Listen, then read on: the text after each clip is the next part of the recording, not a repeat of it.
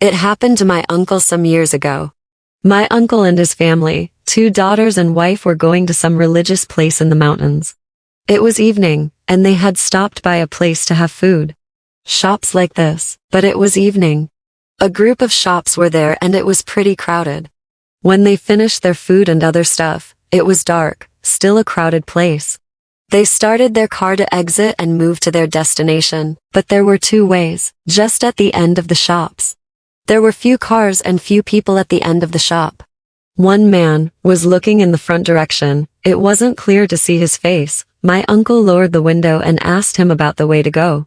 He told them, "Go straight the downway," and pointed in its direction, which was looking scarce and rough. Looking somewhat like this, but the road went down.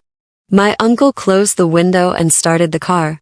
This guy started to run with the car at the exact same speed and acceleration. My uncle did not speak for a moment, just concentrated on the road, and his wife and daughters too were looking at that man.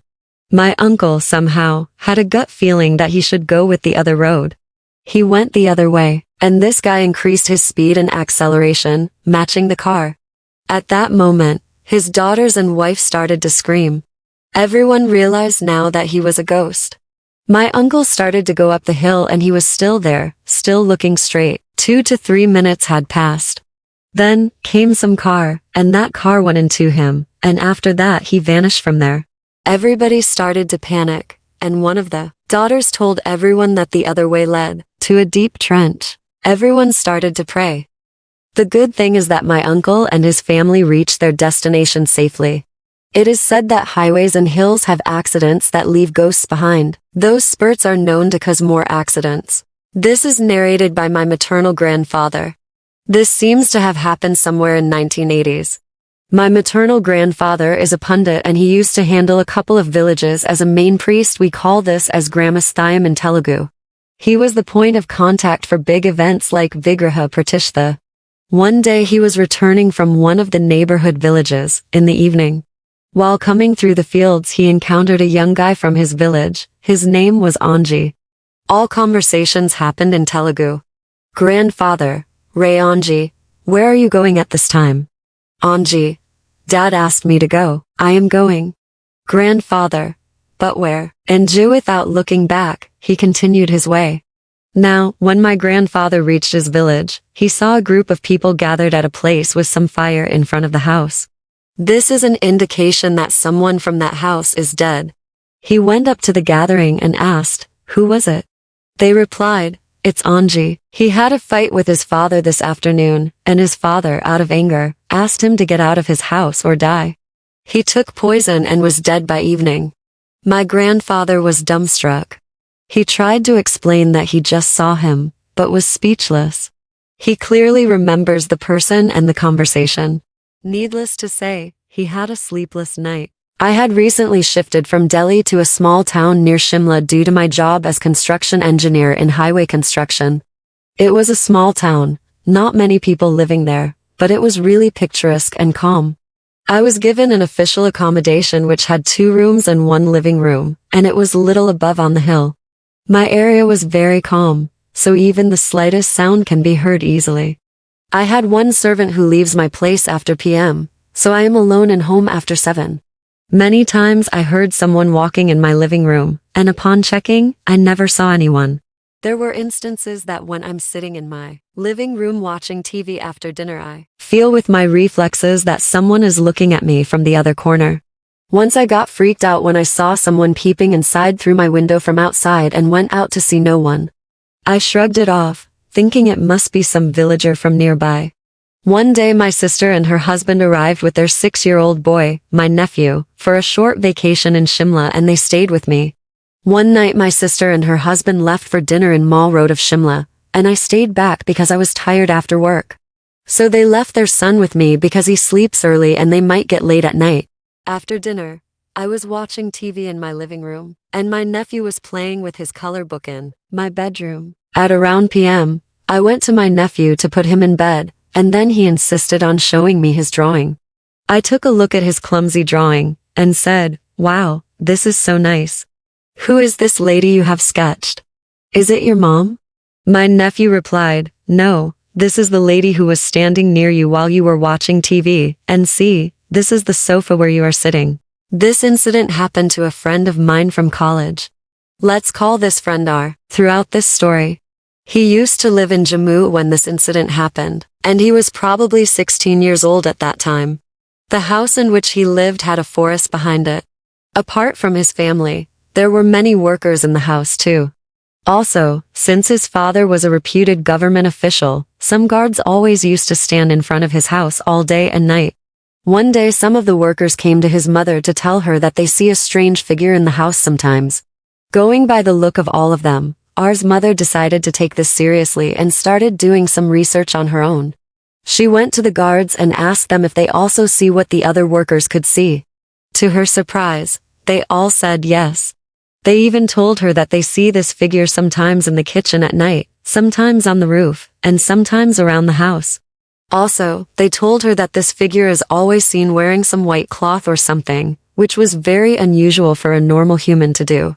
Now, she was pretty sure that something was not right. So, she decided to go to the gardener of the house, who had been working there since a very long time. He also told her that whenever he go back to home at night, someone always throw a stone at him from the old people's tree. The solution seemed clear to her for a moment. She immediately asked the gardener to cut that tree down. This seemed rational to her because in India it's believed that ghosts live on people's tree. The very next day, that gardener climbed on the tree and started cutting it. There was no one at the scene except the gardener R and R's mother. Suddenly, something happened, and he fell down from the tree and passed out. He became conscious in the hospital. R's mother asked him, what happened back there? To which he told her that he was pushed by someone from the tree. He was pretty sure that someone must have pushed him because he had been doing this since his childhood and he never had such accident in his life. Everyone was so scared in the house, and R's mother didn't know what to do. She couldn't even tell R's father about it because he was very busy during those days and she didn't want him to be more stressed out. So, she decided to let it go for a few days. Everything got normal for a few days after the last incident. But one night, R's whole family was coming back from a big dinner. R was on the front seat, his father, mother and younger brother were on the back. Since it was very late in the night, R was sleeping, but that was not gonna last. He was woken up by the sudden stopping of the car. He saw his driver first. His driver was chanting some mantras and lighting incense sticks in the car. Seeing that scene, he got a little scared, and so he asked his driver what was he doing. His driver told him not to worry and to go back to sleep. This made him more suspicious, and so he looked in front of the car. There was a man standing in front of their car, nearly 20 to 30 meters away. He was wearing a white cloak. For some reason, his face and hair were also white. What he did next left a deep scar in R's mind. He laid down on the road and stretched himself to cover the entire road. No one could believe what they were witnessing. The driver decided to do something immediately. He started chanting mantras and drove the car from the top of that thing. That thing was something like this, but with a white cloak. Next day, R fell sick. A priest was called at home who told them that this category of spirit is called Badapa. These things could stretch themselves as much as they want. He must have died around this area a long time ago and didn't have a proper burial, which led him to become that thing. After that, they had a house cleansing ceremony and everything was fine after that. But I could still see the fear in R's eyes when he was telling this story. About 30 years ago, my younger brother, Dominic, was killed in a motorcycle accident when he was 34 years old. Our family was devastated, especially my mother. As is always the case, you push through the wake and the funeral. About 2 weeks after his passing, a few days before Mother's Day, my mother and I were crying together, and she said, "Jenny, I miss his voice so much. Do you remember last year on Mother's Day, when he sent me that beautiful cassette tape of that country star singing about his mother?" We cried a little more, and then I told her I would see her on Sunday, which was Mother's Day. The next day, I was doing laundry in the basement of my home and noticed one of the storage room doors opened. I walked over and looked in and realized that Dominic had stored a lot of his personal items there. Instantly, I felt this surge of energy or force that told me to take everything out of the storage room. I was moving boxes and boxes of his things out into the center of the basement. I didn't know what I was looking for, but I felt there was something I was supposed to find. Finally, I saw a box sitting in the corner which said recorded tapes from therapy. I pulled out the box, walked directly upstairs, called my mother, and told her to come over right away. I ran and got a cassette player and opened the box. I realized I had probably 50 tapes with his voice on them from his sessions with his therapist. My son, who was special Down syndrome, picked up one of the tapes in the box and handed it to me. It was dated May of the year before. My mom walked in, and I started to cry. I said to her, "Mom, I think we can hear Dominic's voice again." We turned on the tape and heard Dominic talking about how he had sent his mother this cassette tape for Mother's Day. And he started singing the words to the song right then and there on the tape. We all stood there silently sobbing, and realized that this amazing and kind soul, my brother, had managed to wish his mother a happy Mother's Day even though he had passed. I took it out of the cassette player and handed it to my mom and said, "Mom, he really loved you. Happy Mother's Day." She listened to that tape almost every day for the rest of her life. I don't know if this would be considered paranormal, but it certainly was magical. It was like all the stars were in alignment, and I'm pretty sure Dominic had something to do with it. My mother was a single parent throughout my teenage years. I have 2 younger sisters as well. My mother worked 3 jobs at one time, so she was always gone. Her first job started at 4:30 in the morning. She left the house before any of us were awake for school, and wouldn't be home until midnight.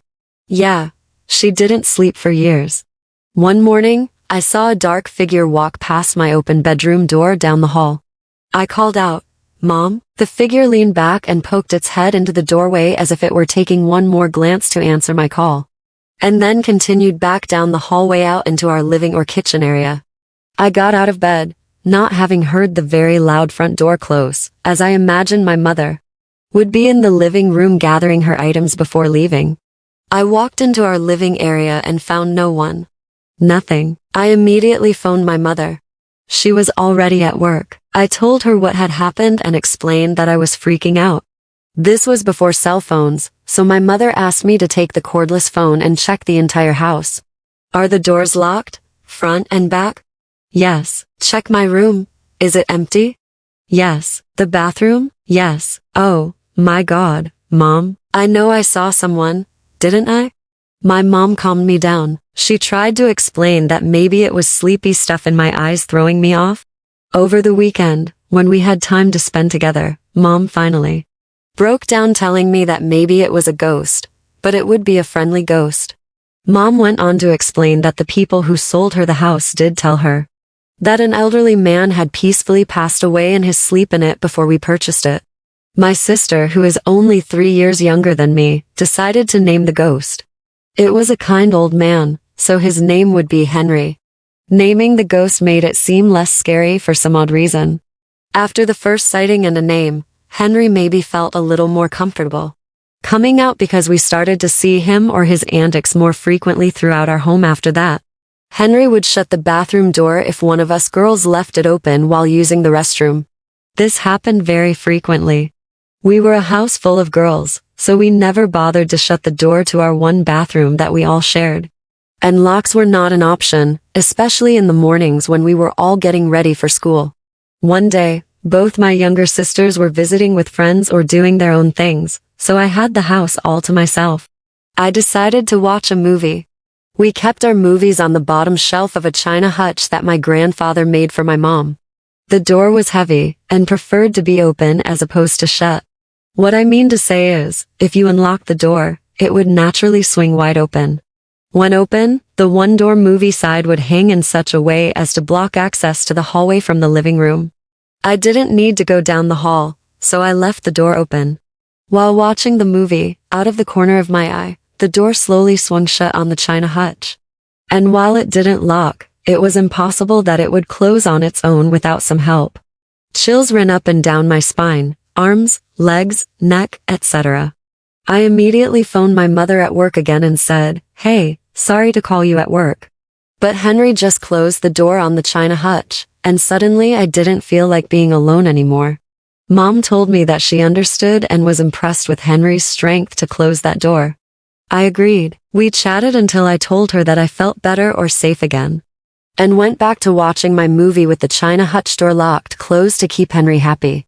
We moved out of that house when I turned 17, and as we were closing the front door for the last time on move-out day, we all stuck our heads back inside and said, "Goodbye, Henry." Even though Henry was a friendly ghost, it was still scary as a young teen to come face to face, so to speak, with a ghost, regardless of how nice he was. None of it should have happened. Moved back into my house after having my ex legally evicted. He left the house trashed, literal piles of trash, holes in wall, carpet beyond repair. I am or was working full-time and came home and cleaned for hours every night. Lying in bed, no other human being in the house, I would hear 5 footsteps coming down the hall. Over the course of a few weeks, I additionally heard keys dropped on the counter, and then his recliner kicked back. There was no recliner in the house. My dog and cat heard it too. The cat would hide. The dog would give one low growl. We heard this over the course of weeks, once or twice a week. It always stopped with the sound of the recliner. Then it got worse. I fully believe that people can see and hear imaginary things due to stress, being tired, whatever. But I don't believe that is true for dogs and cats. I'm in bed, footsteps, keys, recliner. Then the water in the master bathroom started running. My cat flew under the bed. My dog went into full war dog mode. Every hair on her body was up. She stood on the bed, barking, growling, licking her lips. She was ready to eat whoever was in the bathroom. Then the water stopped. The house was silent, that big, thick, heavy silence. Ears straining for any sound. I stayed still, frozen, waiting for someone to come out, but no one did. Eventually my dog lay down, but kept staring at the bathroom door. There was no way I could sleep. I psyched myself up and opened the door. No one was in there. I touched the sink and it was dry. There is no part of that event that could possibly happen. No way did I imagine the sounds because my cat and dog heard them too. There's no way the sink could be dry because we heard the water running. There is no way. It still blows my mind. None of it should have happened.